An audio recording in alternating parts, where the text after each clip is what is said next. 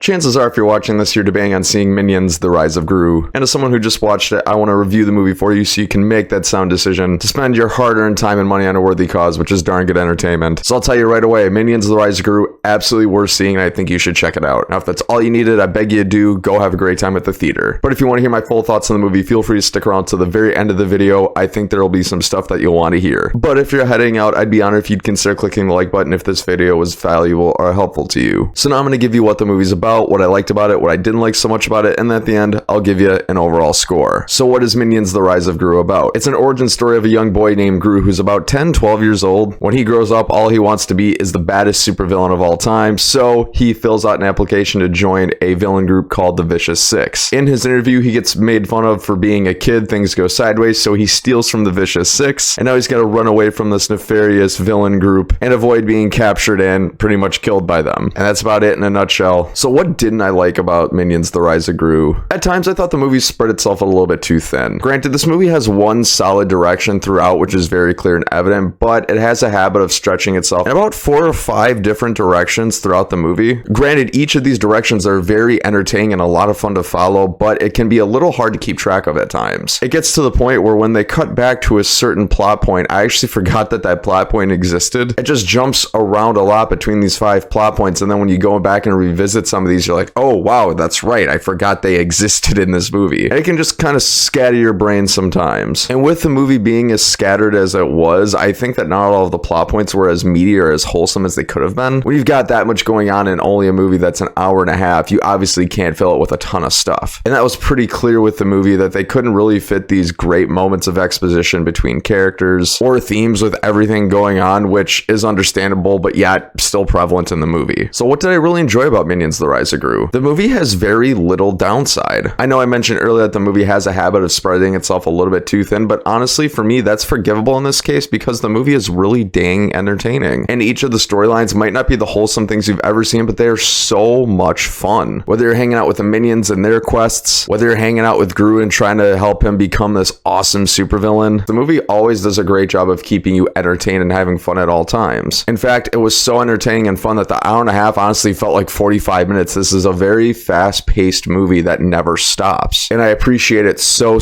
much for that. And honestly, it really helps me forgive all the other flaws that I mentioned earlier. A movie can make a lot of mistakes, but when a movie can find itself being as entertaining as this was, a lot of things end up being forgiven, which was what the experience was like for me in this case. And additionally, I really like the relationship that Gru forms with a certain other character in this movie. I thought that was actually one of the most wholesome parts. You really buy that he wants to follow in this character's footsteps, that he'd be willing to do anything to make them proud. And it creates a lot of great chemistry there that was really hard not to latch onto. And honestly, I really look forward to seeing how it was going to play out by the time the movie ended. It's just created a relationship that feels familiar, but nobody can help but fall for. I'm keeping it vague just to avoid spoilers, but I'm telling you, the first 20 minutes in the movie, you'll see exactly what I'm saying, and I think you'll really enjoy that dynamic as well. And coming along with that, I thought this movie was actually quite funny. The minions in their own language that they use in and of themselves is rather ridiculous, but you never really get lost within that in the movie, and it actually makes for some really great comedic relief. Just some of the things they do are just so ridiculous, so outrageous, and so out there, but you just can't help but laugh. And because of that, it really makes the movie widely appealing. And the minions in this movie, they've got their own language. The movie does an excellent job of still relaying what exactly they're communicating without getting you feeling lost at all. I think that's a very hard skill for this movie to master, but it pulls it off quite well. You're never lost. You'll really enjoy the way they speak because it's quite entertaining. The minions, what can I say? They're just endlessly fun. So with that, if I had to give Minions: The Rise of Gru a score, I'm going to go ahead and give it a 7 out of 10. I thought it was a really great watch, and I highly recommend seeing it. It's an hour and 30 minutes. Even if you're on the fence about it, just take the risk and go watch it. I don't think you'll be disappointed. Friends, thank you so much for watching another movie review. I greatly appreciate it. If this was helpful or valuable, I'd be honored if you consider clicking the like button so people just like you are able to find it. Or if you like videos just like these and you want to see more, click these end cards above or the links down in the description below for your viewing pleasure. Once again, this is the Ben the Banker Pippo YouTube channel. I've been Bryson. Until next time, have a great day.